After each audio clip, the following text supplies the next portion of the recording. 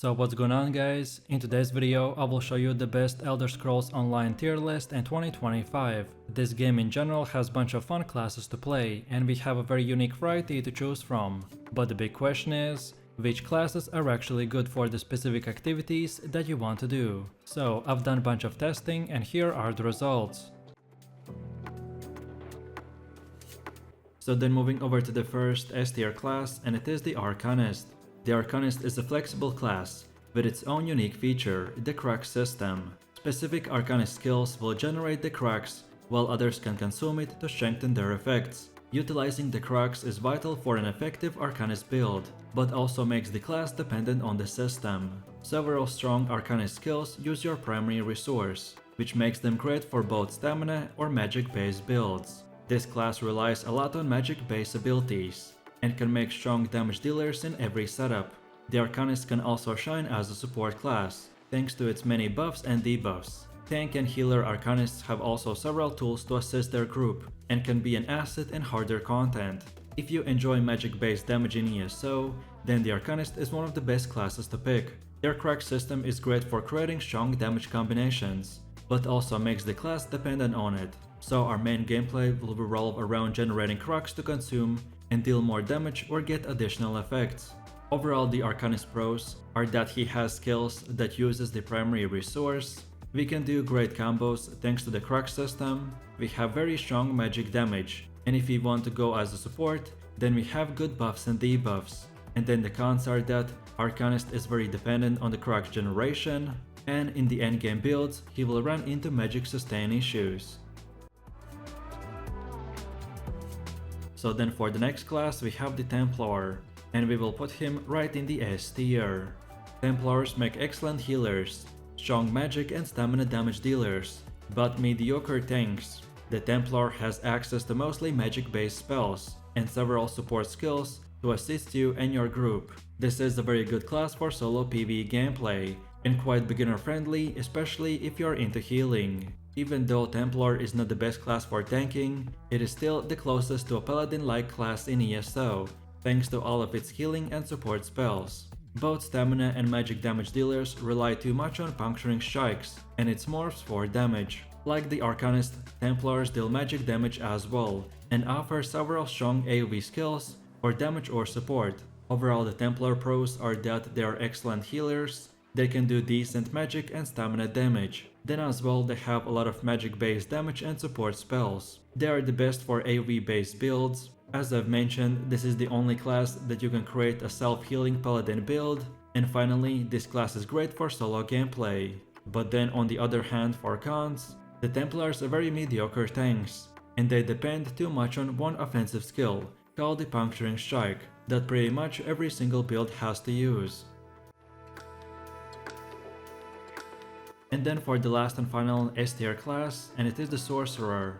Sorcerers make great magic and strong stamina damage dealers. They can deal shock damage and have the ability to summon pets to do their bidding. Sorcerers can play with or without pets, and in general are easy to learn. When using their pets, the magic sorcerer can be very beginner friendly, and I would say that he is one of the easiest classes to start with. Magic sorcerers are great for solo PvE gameplay as well. But then stamina sorcerers are slightly more difficult to master and rely too much on weapon abilities, but they can be very strong as well. They are powerful as DPS characters and very good in support roles, so a tank or a healer, thanks to the Vibrant Shroud and the Yajic refugee skills. The only drawback for the sorcerer class has it that it relies a lot on its shields to survive harder content. This affects magic sorcerers more, and of course depends on your level of expertise. So then overall, the Sorcerer's pros are that he is beginner friendly, you can summon pets permanently to help you in combat. Then as well we have strong shock AoE damage. This class in endgame has strong damage potential in both PvE and PvP. This class as well is powerful for solo players. And then finally, he can be even good in support roles. And then for cons, I only have one, which is that Sorcerer will need shields to survive harder content, so he's a bit more squishier than the other classes. So then for the next class we have the Nightblade, which we will place in the A tier. Nightblade is the rogue/assassin type of character. He's the only class with an ability to cloak in game. Nightblades make great magic and stamina damage dealers, as well as decent tanks and healers, although he's one of the hardest classes to learn and the least beginner friendly. But with that said, playing a Nightblade can be very rewarding for experienced players. Thanks to their stealth capabilities, they're also perfect for gank, aka surprise attack PvP builds. This is a popular class because of their stealth and roguelike elements. Their arsenal excels in attacking and executing single targets. So if you're into stealth PvP, then the Nightblade class is the best option for you. Thanks to the shadowy disguise, you can stay hidden and strike at the right moment. Overall, the Nightblade pros are that he has good stealth skills that can easily run into or escape fights. Then as well, this class is great for solo gameplay. We get to use hard-hitting single target abilities and executes. And then finally, Nightblades have the strongest ganking PvP builds in the game. And then the cons are that they are hard to master, so not beginner friendly. Then as well, they rely on proc skills / light attacks weaving a lot. Then you have to use stealth to survive in PvP, and lastly, by using this class, you're mainly limited to only PvP content. So then for the 5th class we have the Warden, which we will put right in the B tier.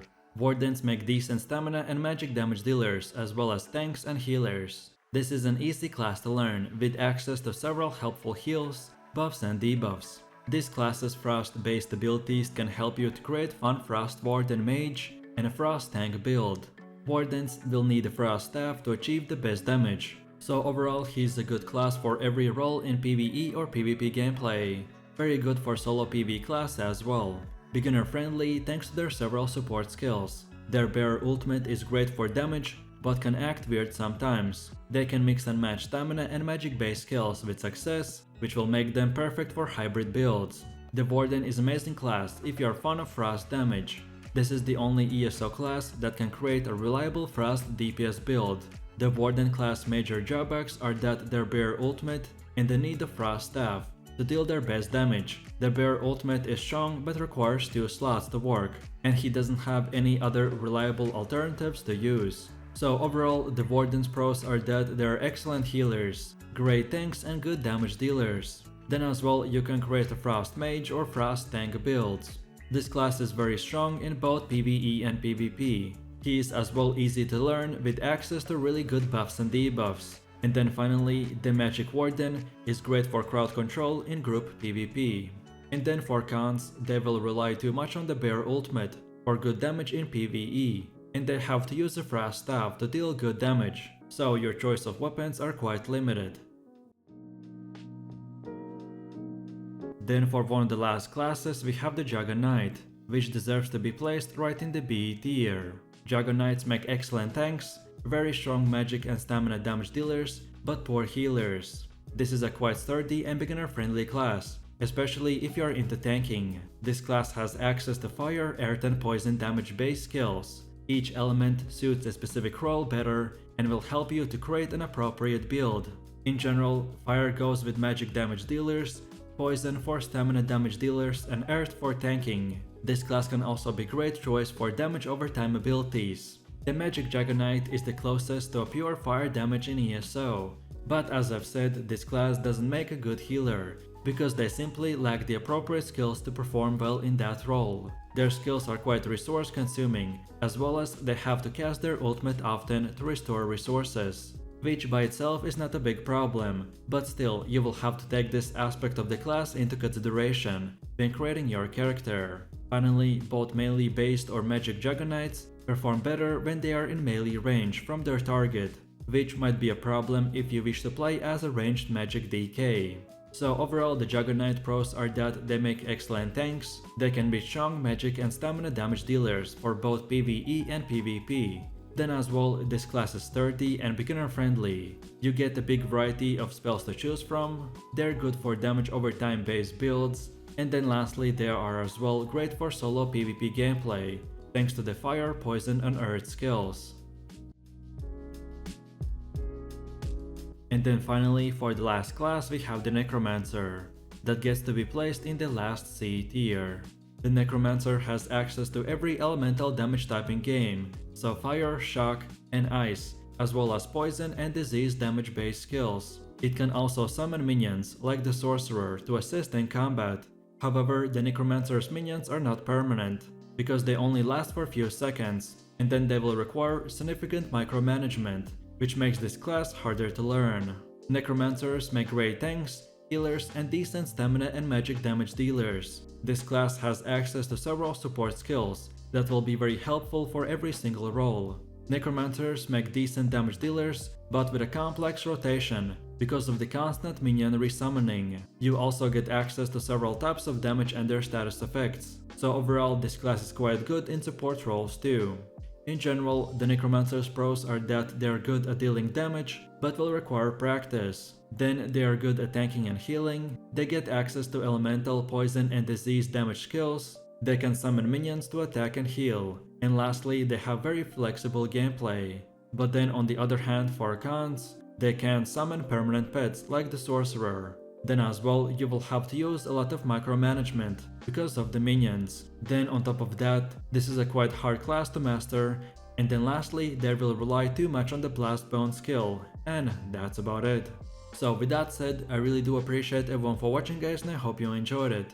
If you have any suggestions, feedback, or other good ESO builds or guides that you would like to see in the next video, then feel free to leave your comments in the comment section down below. And while you're doing that, please click like, subscribe, and enable that notification bell, so this way you could support the channel and not miss any more amazing content.